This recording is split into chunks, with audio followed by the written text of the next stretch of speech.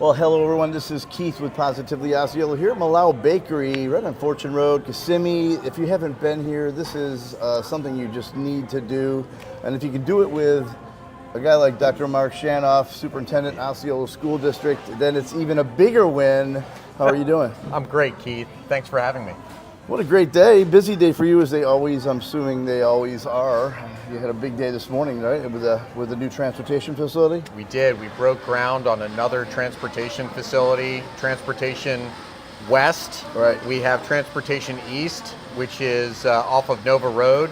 That will be opening up in just a couple of weeks. Really? And yes, and so Transportation West just broke ground in the Poinciana area. We're really looking forward to reducing the amount of windshield time Right. For our buses and also for maintenance. And so a lot of people don't understand that these ancillary projects, these projects that kind of support operations, are actually a game changer for our schools. And this is going to help on-time arrival for our buses. Mm-hmm. This is going to help work order completion for our maintenance team. And this is also going to reduce our footprint of district traffic on the roads. That was interesting to hear today. So I think a lot of people don't know that we do have to kind of crisscross the county Right. as a result of where our bus hubs are currently located. Most of our buses run out of the Kissimmee depot, the one that is right on Simpson Road. Mm-hmm. So rather than have a majority of our buses run out of Simpson Road, we're actually going to be able to have buses spread out of those Transportation East, Transportation West, and then also Simpson Road. And so less windshield time means that our students are on the buses a little bit less than Right. they should be, which is great. We can be more precise with our routing, and everybody wins because it will reduce the amount of time that our buses are out on the roadways, especially those major thoroughfares that are currently under construction. This is just a transition time. They'll be before perfection in transportation. Right, exactly, exactly. So we're very, very excited about this project. Want to give a lot of credit to our design and construction team. We're able to actually see things ahead of them really impacting how things are going to go in this district. So we already know that we needed this before the amount of growth that's actually coming into this district will be there. So the infrastructure will already be there for our district when it comes to operations, when we continue to see this huge amount of growth and spike in student population over the next 5 to 10 years. So how do you, I'm trying to think of the meeting that you sit in. Obviously it's more than one meeting. But when you're sitting in a meeting and you're going, okay, we've got to build a school. We really should build a school here. We'd like to build a school here, but then you have to say, we need to build a transportation facility. It's got to be tempting to go, we'll do that after we build this next school. Your core business is the students. You Right, want the student experience to be the most ideal experience it can be.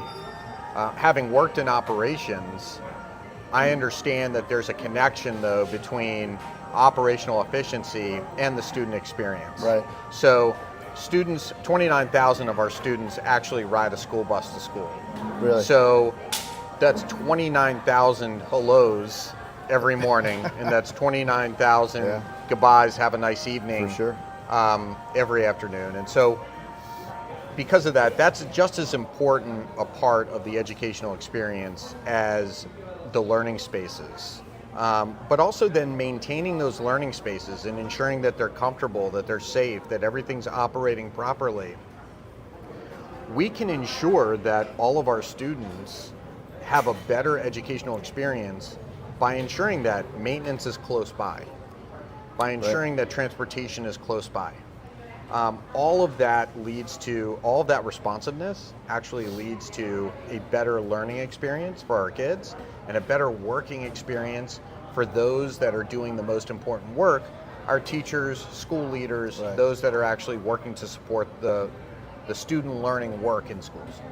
You know, it hit me when you were saying all that. You know, you've got less time on the road, kind of less long travel, I should say, right? So you're actually public safety talk too, right? With the kids not as far, the roads are, the travel time is less.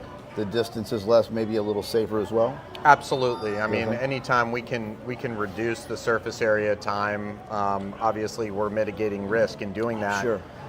It's a good segue though, because I think that a lot of people don't understand that when we build out a transportation hub, we're building out those spaces around the idea of student safety as well. So we need to make sure that we have the appropriate equipment, the appropriate space for all of those safety inspections to occur, for our diesel mechanics to be able to do the work that they need to do.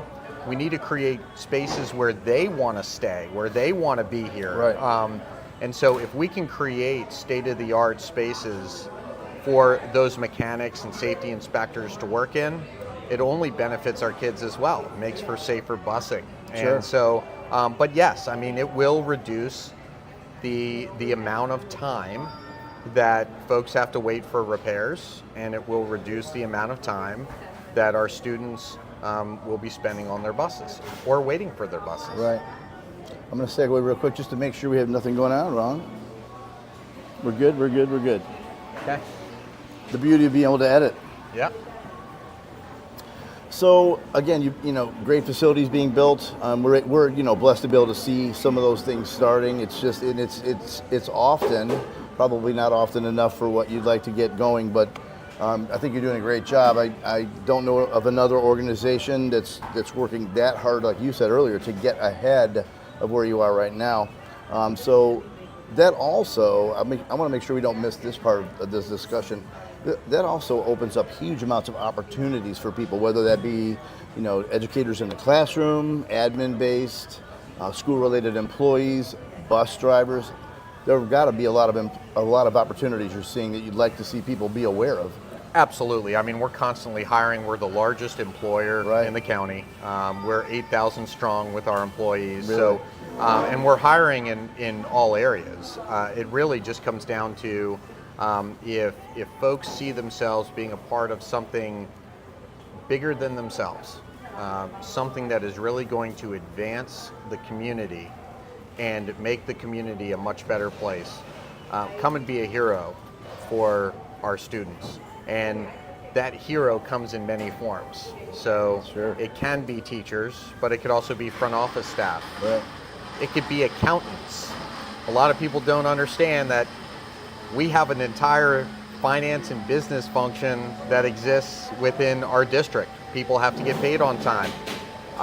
Everybody seems to like that. Yes, everybody. My staff's the same way. They're a very Go figure. popular bunch, the payroll bunch. So we like to keep them happy. But you know, we have a lot of different functions for a lot of different people. I think one of the benefits of this organization is that we have something for everybody in their level of expertise. So if you want to come and become a hero to our community, come and work for us. We're going to continue to work diligently on the working experience.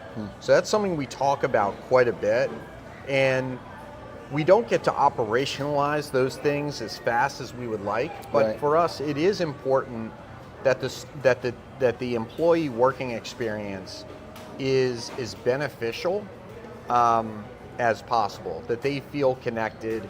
We don't want to be a top-heavy organization. We don't want to Right. send edicts on down. We want to flatten the organization. We want people who are working on the most important work on the front lines to feel empowered that they are part of the process. So we talk a lot about flattening the organization, making sure that we're listening to people that are working on the front lines. We do numerous surveys over the course of we're doing a survey right now. Just by chance. Just by chance. We're doing a survey right now for our employees. But you know, we're going to be surveying our parents. We're going to be surveying our students. You know, we're going to be, we go and do town halls every fall. And we do an hour with teachers and staff, and we do an hour with parents in the community. Really? And we try to elicit as much input as possible. And you know, the first year was more of a listening tour, and then this year it was more refining some of the things that we tried to put in place.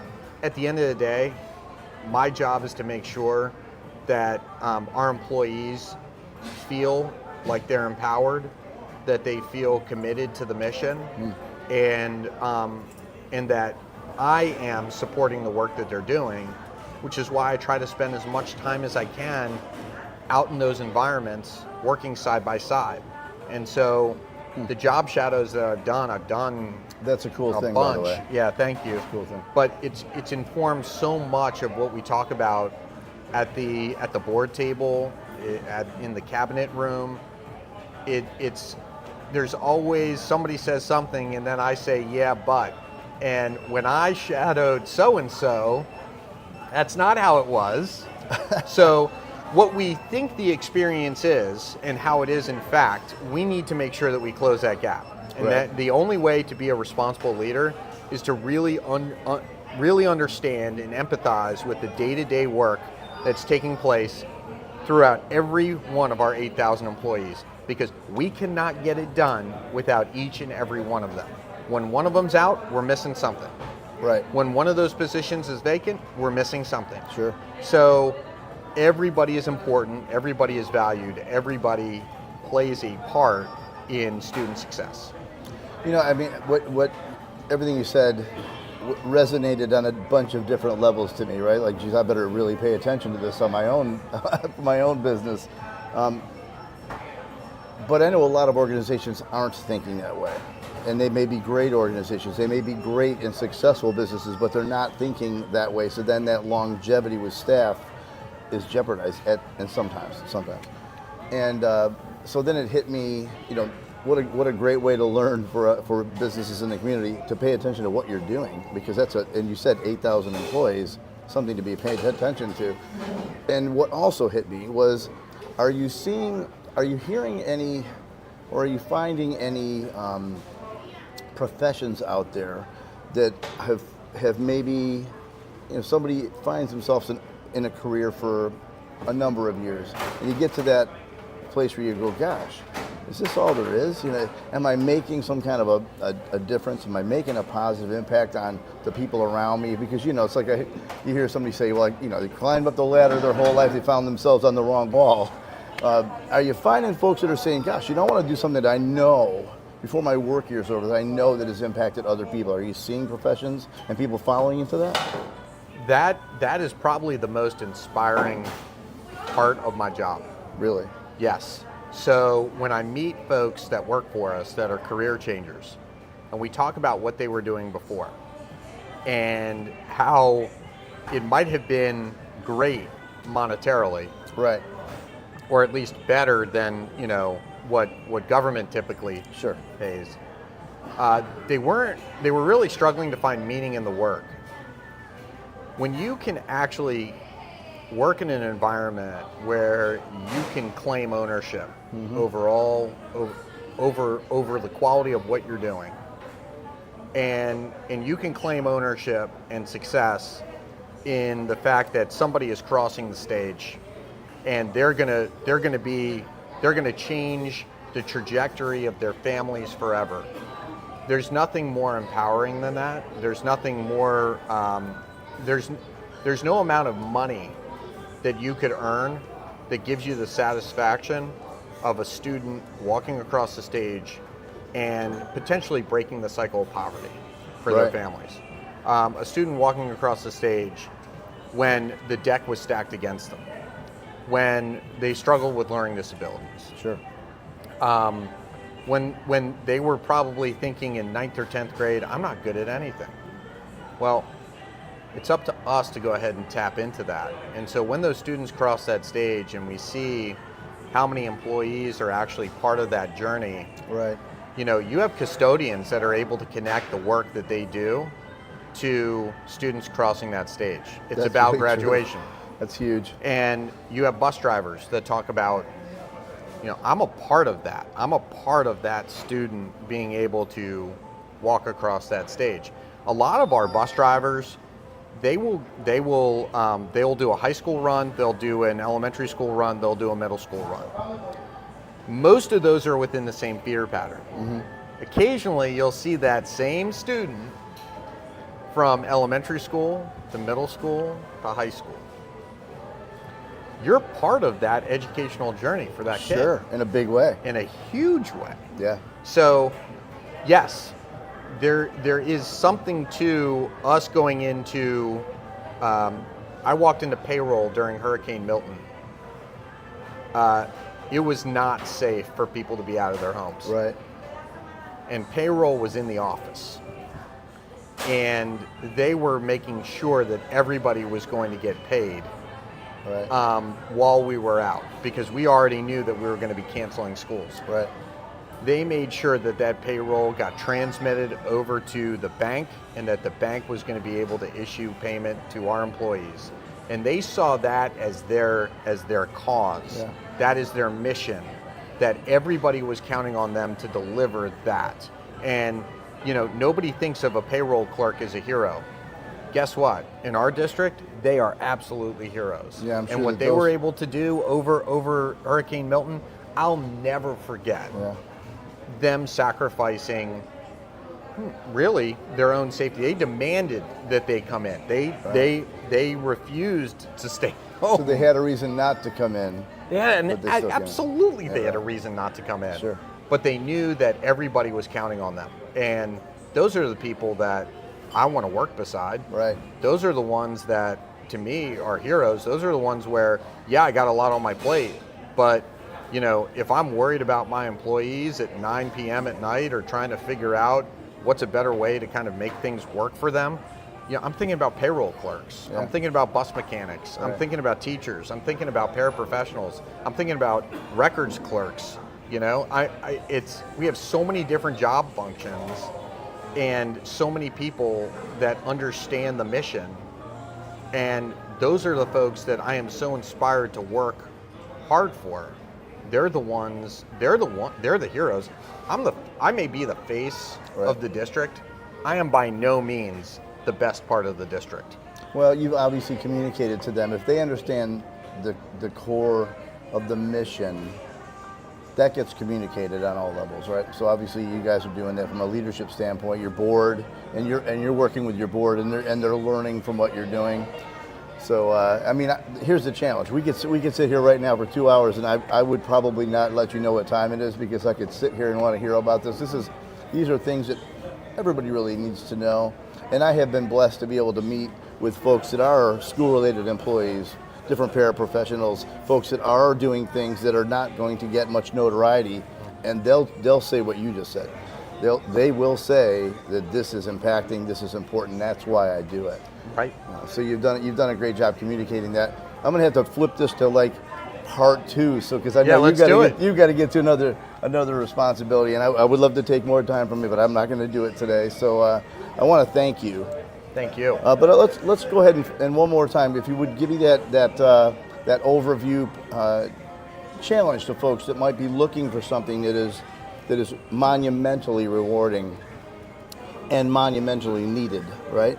So if you want to give folks that challenge, I think for us, the big push is: do you want to be part of something that's bigger than yourself? Do you Right. want to be part of a change that's taking place in the community that is that's extremely impactful, that will come back to the community tenfold?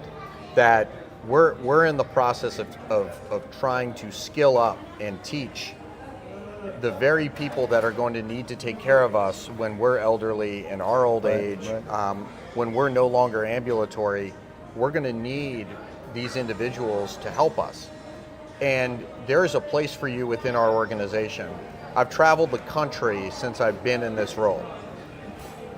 Time and time again, I'm hearing from people outside of Osceola County just how impactful the work that we are doing, how that's getting noticed elsewhere. Great. How people are trying to replicate a lot of the things that we're currently doing. That's very affirming for me, Sure. but that's not because of that's not anything I'm doing.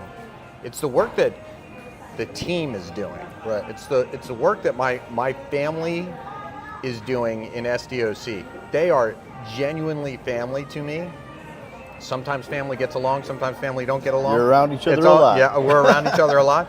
But when you spend as many waking hours with with the people on your team, as we do in SDOC, you got to love each other, you got to care about each other, because there's probably enough barriers to get in your way over the course of the day where it's hard work, but you remain committed to the mission, you remain committed to what we're trying to do, and we need folks who believe what we believe about the promise of our community and what Osceola County can become. And if you love this community and you believe that you can do something to really change this community in a positive way, join our team. We have a place for you. Well, I'm running a business where I jump in. Not saying I We'd won't hire do it. you. I'd be very grateful if you did. I appreciate your time very much. Thank you, Keith. Just a great opportunity to speak to you today. And so there you have it, folks. Opportunities are rich at the School District of Osceola County. And so there you have it. How do they get a hold of you? What's the best way for folks to reach out to you guys if they're interested in learning more? Yeah, definitely go to our website. So our website, osceolaschools.net, will have buttons on the homepage. The jobs things up there. Absolutely. Gotcha. So we want you to go peruse our website, fill out an application. If you're not exactly sure where you might fit, talk to one of our recruiters. Sure. You can make an appointment with one of our recruiters. They would be happy to meet with you, either virtually or in person, and we can talk through what the best fit would be. Awesome. Again, thank you. Thank you, Keith. Appreciate it very much. Great stuff. It'll be part 2 coming up soon. We'll let you know when. Again, this is Keith with Positively Osceola.